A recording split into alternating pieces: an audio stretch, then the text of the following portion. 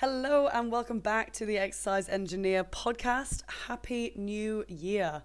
And I know I'm a little bit late in saying that as we are officially at the tail end of January 2026, but I promise there is a really good reason for it.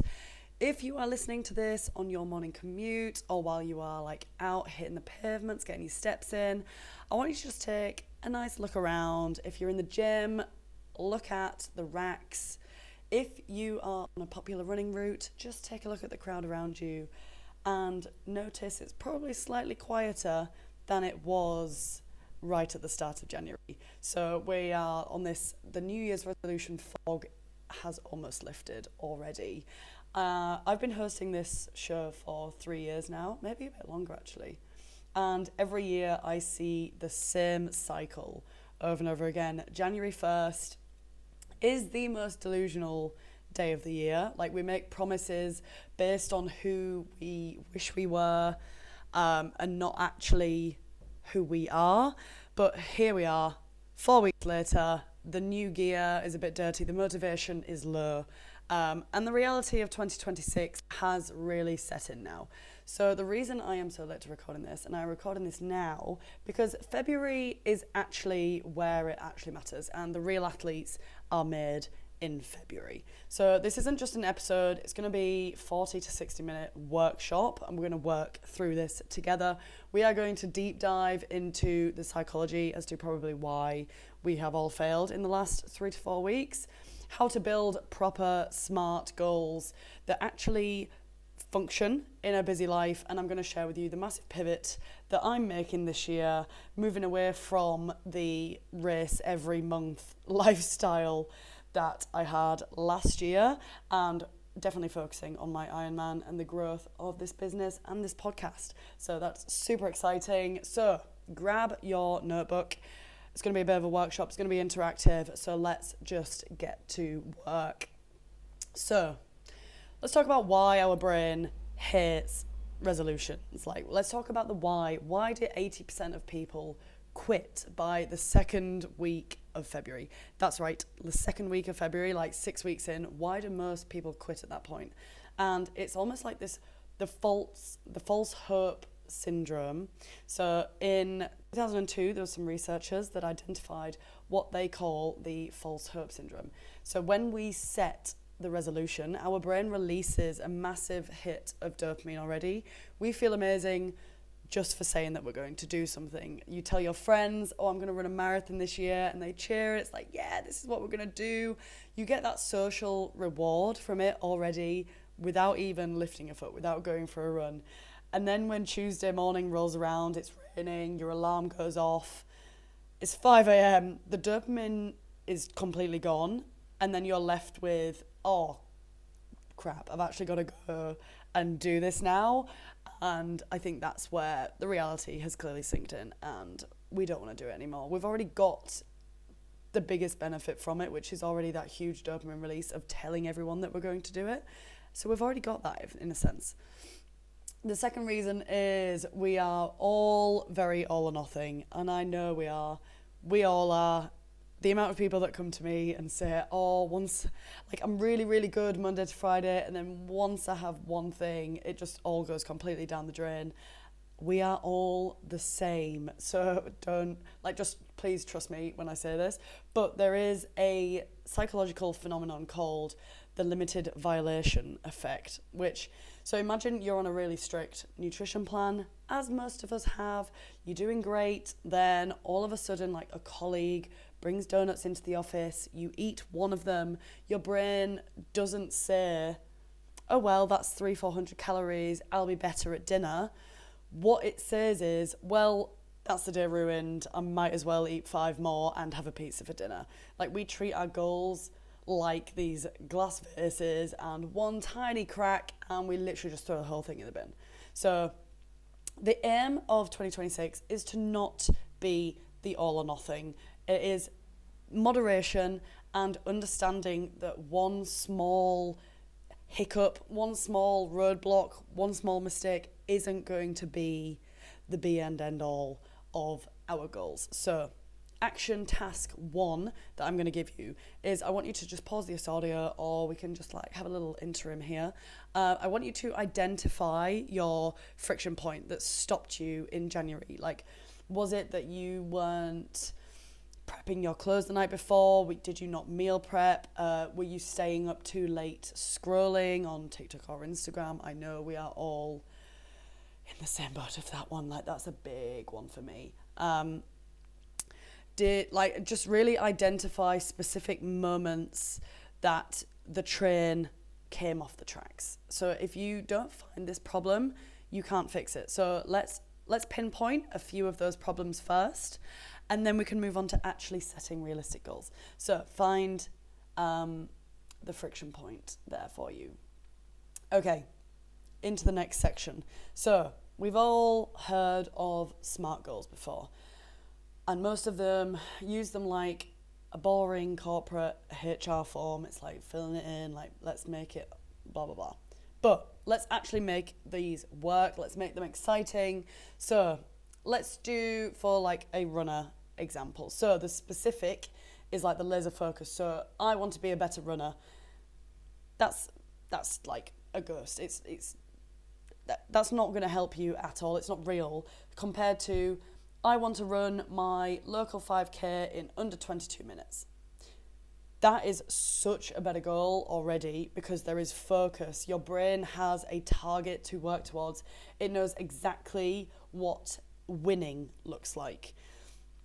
One thing I love about being in Australia is a classic thing that strangers ask me quite frequently is, are you winning? It makes me laugh all the time because yesterday I was in the pool. It was absolute carnage.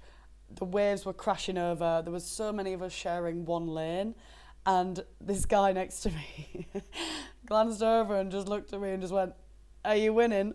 And I was like, "No, not even a little bit." Whereas on my run this morning, another person, like it happened within 24 hours. I've been asked this twice by 2 different gentlemen, "Are you winning?" And on the run this morning, I absolutely was winning, and it felt amazing.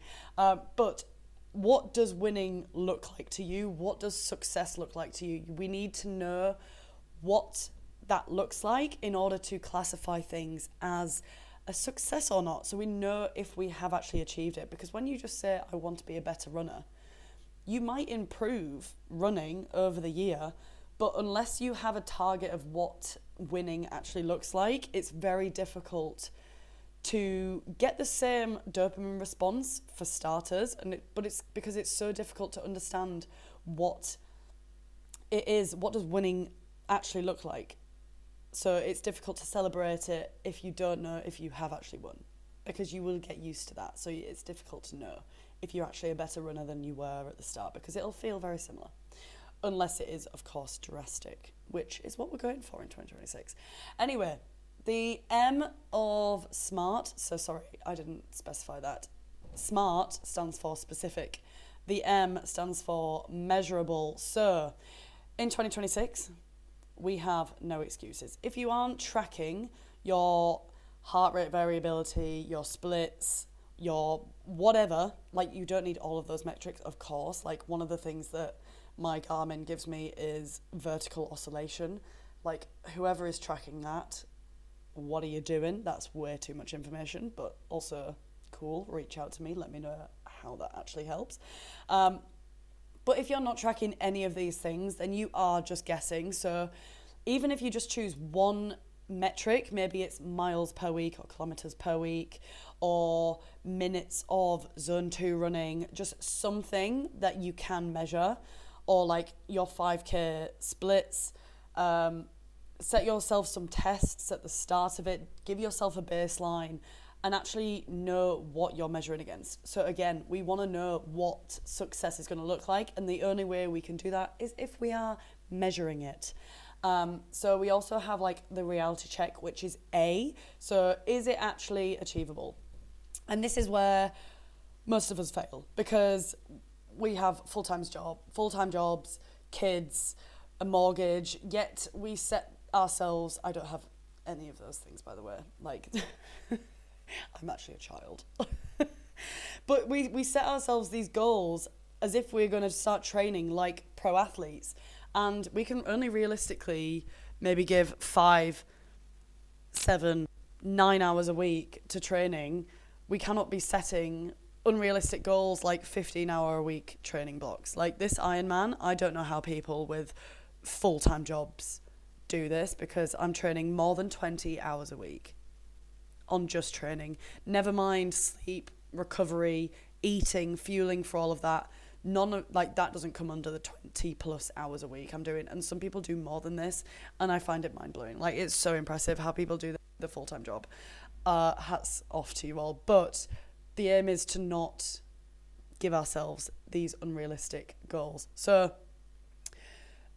we're more likely, if we achieve small goals more frequently, you're better off doing that 100%. And then almost, if you set it too high, we're going to fail either way. But I do like setting slightly unrealistic goals. I think you do get higher and further if you do set unrealistic goals, because if you aim for the moon, you'll hit space, which is still cool, or whatever the saying is. I don't think it is that, but you know what I'm getting at. But yeah, so we want it to be achievable, because we don't want to just completely delude ourselves into thinking we can do something and then be really disheartened when we can't do it. But I do think setting yourselves high targets, because you will get further if you do set yourselves those high targets. Let's just not set them too ridiculously high, you know? So yeah, we want to make sure that the goal itself is also relevant. So ask yourself, does this goal actually make my life better? If you are chasing a marathon PB just to impress people on Strava, you will likely quit when it's hard, because it doesn't actually matter to you. It has to matter to you for you want to do it. It's all about that. What is it? Oh, guys, I've got it.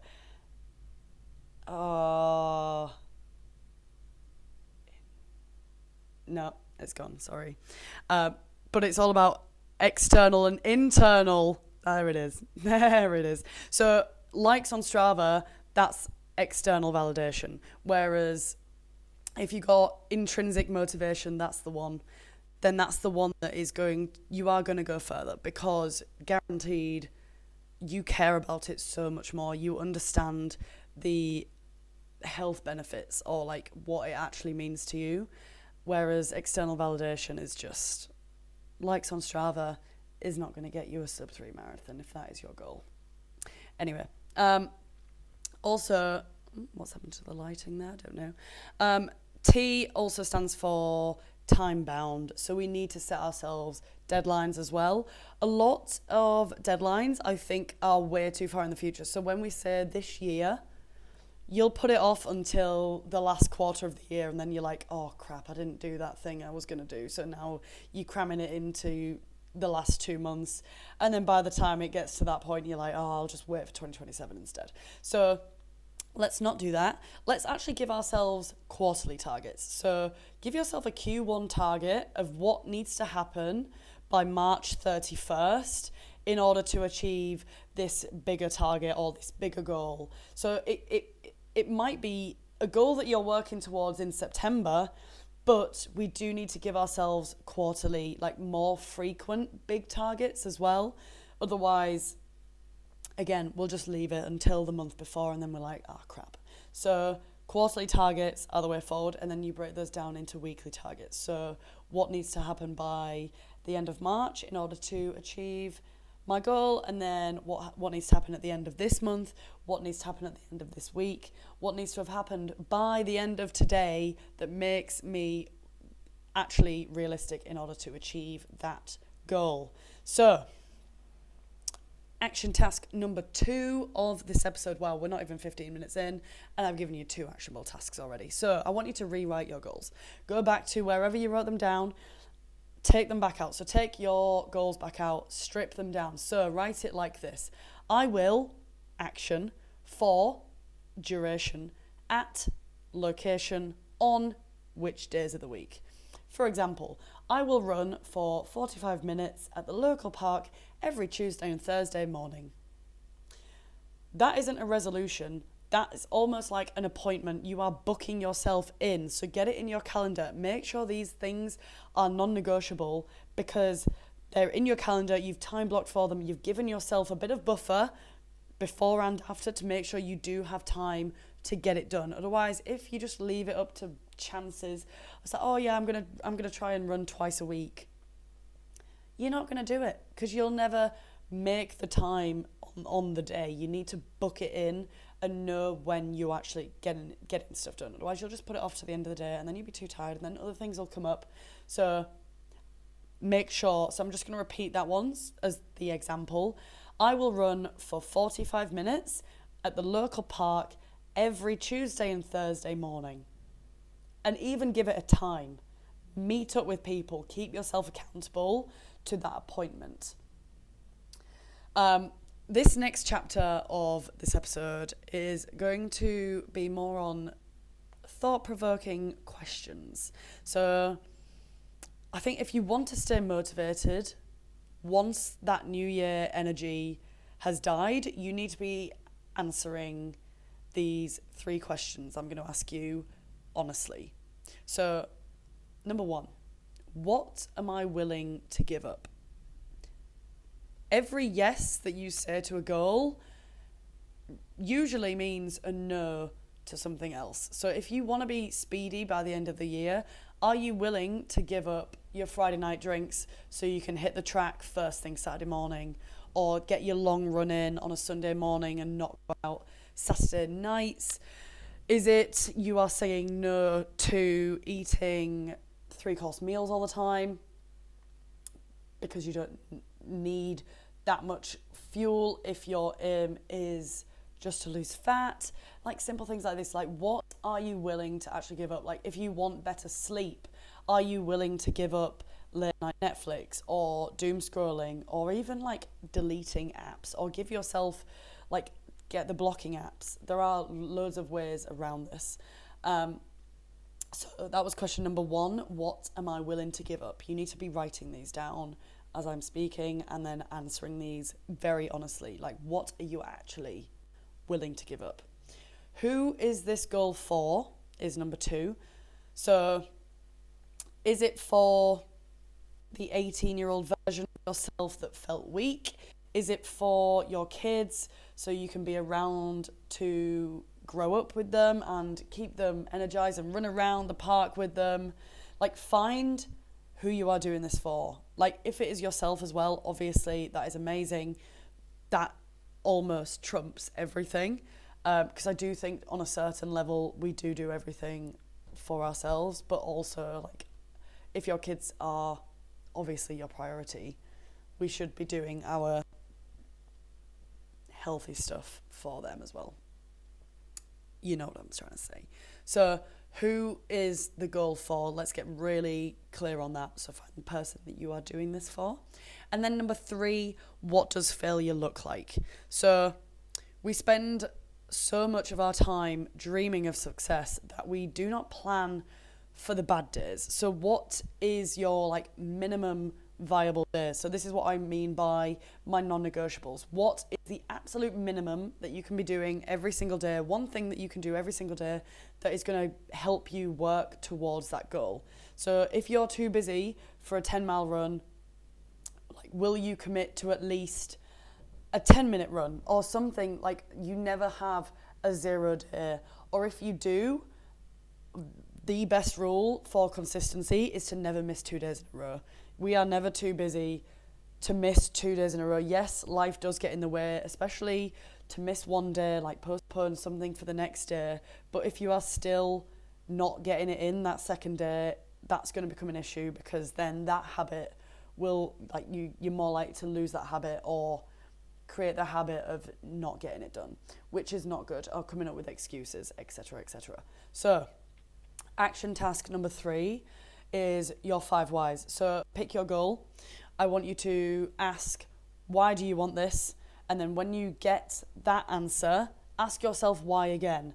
And then do that 5 times. So by the 5th time, you'll usually be so deep into answering why that it is a much deeper emotional response that you can then rely on and pick back up and remind yourself of when that willpower fails. So, for example, I want to run a sub-3 marathon this year. Why? Because I want to be able to post about it on social media. Why? Because everyone else seems to be able to do it and I think I can do it too. Why do you want to post about it on social media? Like, going back to that, it's like, why? Because you want more likes. Why? Because you need validation. Why? Like, just keep asking yourself why until you get down to the crux of why you actually want to do it. Like, why do you need that external validation? Or maybe it's to prove to yourself that you can do it, which is, I think, one of the best reasons to do something. Not to necessarily disprove other people, but you never know. That might be part of it as well. So anyway, yeah, that is task number 3. So the 5 whys. Pick your goal. Why do you want to do it? Why? Bang. That's your why. That's the why that you go back to when the going gets tough, when you're on the really hard training days, when you're middle of the race, whatever it is. It doesn't have to be fitness specific. You can apply this to absolutely any goal ever. Like, why do you want to be rich? Why? Because money makes us happier. Why? It doesn't. But why? Why? Just keep asking yourself why. Anyway, next section, I would like to talk about the habit theory and also my 2026 pivot. So we're going to talk about actually how to execute these things now that we've actually created our goals properly using the SMART tool. We understand why we want to do it, so we have that tool within us to know that's like that our drive, our inner drive. Like, when the motivation goes, that's what we're going to rely on. Now we're going to talk about actually how to do it. So identity-based habits is huge, and this is all based on James Clear, his theory.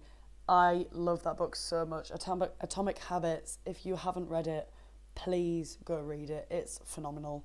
But pretty much, so identity-based things. So every action that you take is a vote for the person that you end up then becoming. So when you choose the salad over the fries, you aren't just eating healthily. You're voting for the healthier version of yourself. So stop saying, I'm trying to be a runner. Say instead, I am a runner. Like, what would a runner be doing right now? What decisions would a runner be doing right now? What are they probably hydrating themselves well? They're getting their gear ready. They're sticking to the training program. Maybe they're getting a program in the first place. They're getting a coach. They have set their goals. They've set some realistic goals. Maybe they've set an A, B, and C goal, because we all know that it doesn't all go right on race day, and it's good to have other goals to fall back on there as well. And also, when it comes to habits, another thing that James Clear talks about is habit stacking. Huge. So find things that you already do and stack it on there with it. One of my favourite examples is I used to get really bad shin splints in one of my legs during runs. So what my physio gave me was to do more calf raises, especially on a morning and an evening. So what else do I do every morning and evening? Brush my teeth. So every time I now brush my teeth, I do my calf raises, and I still do them to this day, which is mind-blowing because I've created the habit that every time I'm then standing in front of the sink, I'm doing my calf raises, nice and slowly on the way up and down, and then I do single ones and I do double ones. Incredible how that has now translated into a habit, and I've stacked it, and I haven't got shin splints since. Touch wood. Touch wood, people. Touch wood. So habit stacking. Right, so identity-based habits. Choose the habits that the person you're trying to become would choose. So it sounds, not me being big-headed at all, it's what people have told me that they're doing, but it's almost like what would Luke Kelly do? What would Luke Kelly choose? I think there was a thing going around like, what would Lucy Davis do? Choose someone almost that you're trying to become, but it's that version of yourself. So what would a runner do?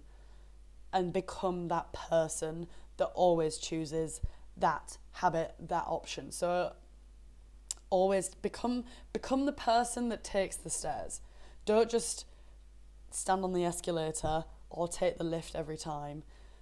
Become the person that does that, and it'll take it, like, you'll pick it up so much quicker than you think, and then it just becomes habit that you always take the stairs because you've become the person that always chooses the stairs. Or you become the person that always chooses a side salad instead of chips because you want to eat the burger. And it's fine to eat the burger, but do we need the fries as well? Probably not. Or do you want to half some fries with someone else and then share a salad as well? Let's do that. Do you want to be someone who cuts out dessert altogether? Probably not, because where's the fun in that? But we could be the person that halves it with someone else and shares it. That's the vibe we're going for here. So yeah, a little bit of my 2026 roadmap. It's not much detail, but I'm definitely practicing what I preached this year. So what I did last year was literally announced my race calendar for the year. It was ridiculous. If you haven't seen it, I go find it on my Instagram. It's actually ridiculous, at the exercise engineer.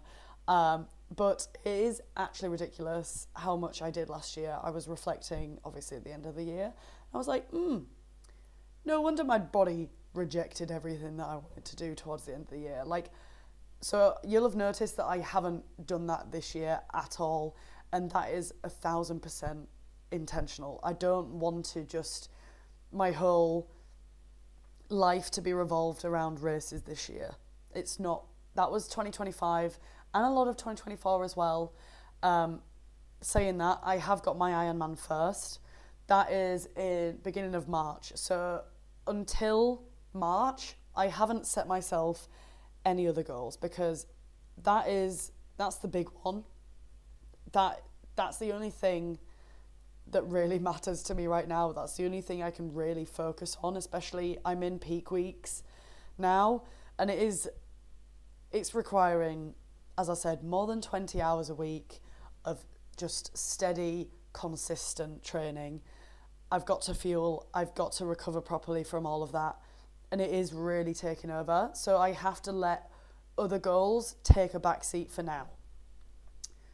My sleep is definitely a goal from last year that definitely improved, but I know it can be even better this year. So things I've taken into account is I've bought myself an alarm clock, like an actual alarm clock, instead of using my phone, so that I don't have to have my phone next to my bed, because the minute my phone is next to my bed, you bet your gal is scrolling. We're all bad for it. We're not all saints, but I have bought a normal alarm clock, which now wakes me up, and it's actually bad. It's awful, actually, but it works. It actually works. So my goal of 7 hours of sleep is getting better. To get it up to the next level would be to hit 8 hours, which is actually ridiculous. So like in the past, I have been known to cut out sleep to get a workout in, or to finish a little bit of extra work on an evening. But in 2026, hell no, if I haven't slept, the workout's cancelled or postponed, because I've got to get that sleep in order to recover, especially during this Ironman block. It might change later in the year, but recovery is where the gains happen, and you'll see all other professional athletes, all people that are in phenomenal shape, the first thing they say is get your sleep. And I'm practicing what I'm preaching now. I've always said you need more, and we all need more. Apart from the people that already get 8 hours, how the hell are you doing it? I just can't do it. Anyway, my third major goal for this year, which I haven't fully set yet because the Ironman's just the only thing I can really think about at the moment, but it is like focusing on my business. I really want to focus more on this podcast, my coaching business, and my content creation business now as well, which prior to 2025, I hadn't charged for content at all. Like, this is on YouTube, Instagram, TikTok. It not that I didn't think I could charge for it, but until you are paid to do something, you don't really think about asking for money for it. And then people start paying you, you're like, oh, wow. Oh, cool. Maybe I could start charging for this now. So, yes, let's actually get some form of recurring revenue from that and really build on that instead of just like really sporadic ones here and there. I want to really focus on getting a bit more of a recurring income from that. With the business as well, I want to go back to more challenge-based stuff. Like, I love one-to-one coaching, but I feel like my energy is just so much better in the challenge space. So I really want to hone in on that again this year as well. Again, the Ironman is coming first at the moment. But it does mean I will have fewer trips booked in terms of going to races, which means more time in the studio, more time at my desk. But it does also mean when I do go on holiday, I'm actually taking a break. Instead of all my holidays being based around races, there is no break when you do stuff like that. And I love choosing races and making a holiday out of it. But I realised I didn't have any actual holidays last year. Everything was based around training and races, that it's really difficult to then switch off. So if I don't travel as much for races, that means I'm going to travel for an actual holiday more. And I think that is really important in terms of recovery, in terms of not burning out. And I think we should all take a little bit of that advice on board. So I'm choosing my business athlete identity this year. So I'm almost recreating the exercise engineer. She is coming back in a slightly different way. Instead of just race, it is going to be build from all aspects of the business and still building on my physique, speed. Like, that's not all just going to get dropped, but it is not going to be the only thing that I focus on, because I think it really did just completely take over last year and I don't want to do that again. So the final action task I'm going to give you before we finish this episode, is I want you to pick one habit stack. So I mentioned this in the last bit there, but after I brush my teeth, or while I brush my teeth, I will then insert new habit, new goal-related habit. So example, after I finish my morning coffee, I will put on my heart rate monitor, if that is something that you are interested in tracking that a lot more. Other random examples, once I wake up, I will go straight for a morning walk before you then have your coffee. Something like that. Or when I wake up and do my morning walk, I will listen to a podcast where I learn about something that you're now interested in, or like a new goal that you are working towards, or you get my gist. There are plenty of examples that I could come up with there, but just think about things that you already do without thinking about. Those are the habits that you need to stack on your new goals around that. So all I'm going to say is I'm going to love you and leave you there, guys. I hope you found that really actionable. I'm going to try and make as many of these as actionable as possible, so you can actually be doing stuff at the same time. Like, pause the podcast whenever you need, if you want to do it at the same time as me talking you through it. But thank you all for being here still. Let's make 2026 the year of the system and not the year of the resolution. I will love you and leave you there, guys, and I will see you all next week. See you later, bye.